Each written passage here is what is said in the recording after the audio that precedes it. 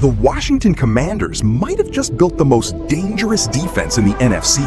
And with Jaden Daniels already playing like an elite quarterback, Sonny Styles, Nick Cross, and this rebuilt roster could turn Washington into the team nobody wants to face. They are my pick for the NFC East, but I think Jaden Daniels has put himself in a different category than I would put most quarterbacks. Man, the guy, he has full autonomy in this offense and is playing lights out. Team-wise, I put Jaden Daniels up there. I'm not saying MVP, but he's up in that category of top echelon quarterbacks already, which is insane for me to say about a rookie. Hey, you're back, which is what we're excited about. You're going into year 5.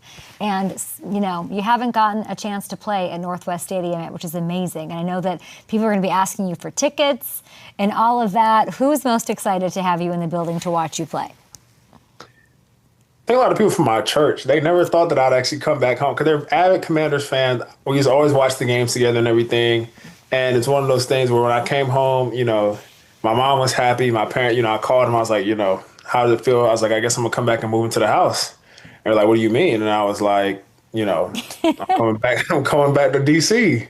So, you know, my parents were excited. I feel like everybody was excited. You know, now it's like, you know, the team that I've grew up rooting for and everything I'm playing for, and there's going to be a lot of eyes on me for sure, just off the sheer fact that, you know, I'm playing for the team that, you know, everybody roots for. This time I want to switch it up and talk about what a weapon you are against the run. Let's get into it. Talk me through this Ashton Jeanty TFL. This is so crazy. You dropped him. Oh, my D coordinator used to love blitzing me. You know, every first couple plays of the game, you know, I get a blitz in or whatever, and it's one of those things. I see the blitz. You know, I knew Ashton was going to be someone hard to bring down.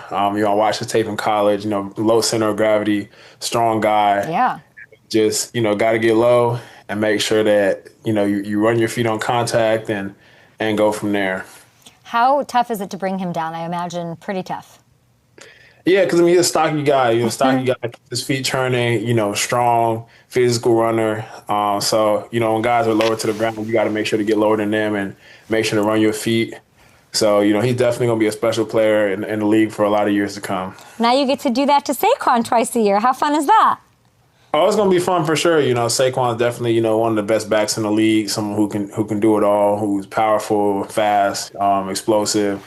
You know, so it's going to be fun, a good challenge to be able to go out there and play against him twice a year. I want you to take a look at this. You are, and congrats on this, you are second amongst all DBs and tackles over the last 2 years. First in run stops, my man. You got 4 picks, 4 sacks in that span as well. I know that you're fast. Everyone knows you're athletic. Everyone knows you can tackle. What is something that you want Commanders fans who I know, and I'm all in. I'm all in on the Commanders. What do you want them and that fan base to know about you and what you're bringing to the team? I would say just a level of versatility. I feel like there's nothing on the field I can't do. You know what I'm saying? I stopped and run. You know, people sitting there like, oh, we need somebody to cover. I'm like, you know, I remember I think a dude commented on the Instagram post about, you know, needing somebody to cover. And I was like, you know, sir, I take the ball away too. You know, I have, you know, 4 picks in the last 2 years, you know, 2 forced fumbles. So the ball comes back to our sideline, you know, when I'm on the field. So I feel like you're just getting a versatile safety, someone who can do it all, and someone who's going to be great in the locker room, a great leader, a great teammate. Someone's going to have fun playing for the hometown team. You had 4 incredible years. What would you like to say to Colts fans? You're talking about JT. I mean, it's like emotional. Those fans supported you, love them. I'm sure they were bummed to see you go. I say I appreciate them. You know what I'm saying? I always, you know, as bad as it might seem, sometimes I go on there and read Twitter and whatnot. But, you know, fans are always supportive. You know, they were really sad to see me go. You know, I enjoyed my time in Indy. You know, it's a first-class organization. Carly, you know, the whole Irsay family, the front office, Mr. Ballard, you know, Shane, Lou, all the coaches, strength staff, you know, everybody in there. I had fun coming to work every single day. You know, win, loss, whatever, they always made it fun. You know, the guys they brought in were true first-class guys, you know, built great relationships, enjoyed being around them. And, you know, I'm sure those relationships will transcend, you know, even all this football stuff and into life after that. So, you know, I appreciate y'all in Indy, and yeah, it was a good time. Oh, you mentioned your boy JT. You have a chance to Ashton Jeanty him, don't you? We do play them this year, yeah. You play the Colts at some point this season. They're coming to you, your home field. What is this smile on your face that I can see? What is that? What are you thinking when I say that?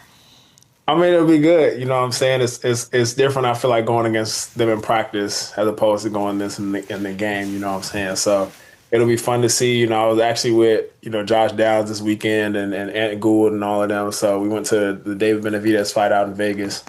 So it'll be fun for sure to play against the guys who I practiced against and went to work with for 4 years. So it'll definitely be a fun game. How do you stop JT? What is that going to be like in real life? Not practice, fun. Oh, it's going to be fun. I think it's going to be one of those games where it's a lot of fun, a lot of Okay. excitement, and a lot of, laughs and jokes and whatever. But, at the end of the day, I'm going out there to try to get the win and go out there and play hard for my team now. A lot of opinions flying about Daniel Jones getting extended. As someone who was in the locker room last year, what was your reaction when you heard the news? I was happy for him. I think Daniel, he played really well.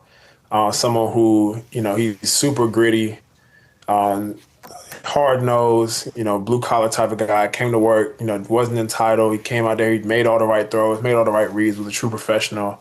We've had a couple talks in the sauna and whatnot, but a super cool guy to be around. Obviously, I've been through some adversity at the beginning of his career, but I'm happy to see him, come somewhere where, he's celebrated, he's able to do his thing. Because, I still think he's a great quarterback, not just with his arm, but with his legs as well. He made a lot of great plays, running for first downs, eluding sacks, and extending drives for us. So I was happy for him, and to see him be able to get the money he got, he's as well deserved. I'm excited to see you out there on a top 5 defense that's going to contend all year. And I love the Commanders, everything about it. Enjoy it. Enjoy being home and maybe getting to know your hometown a little bit better, right? This is All Ears with JP Finley.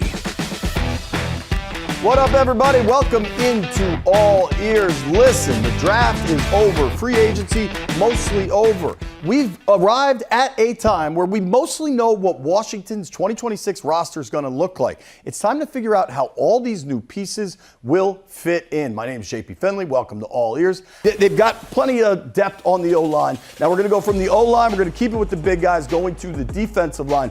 It's important to note, we got these depth charts off the R-Lads website. They do a tremendous job. But remember, Daron Jones is the defensive coordinator now, and there's a high expectation that they're going to run more 3-4 base than they do 4-3. What does that mean for you? Some of these positions are going to look a little bit different.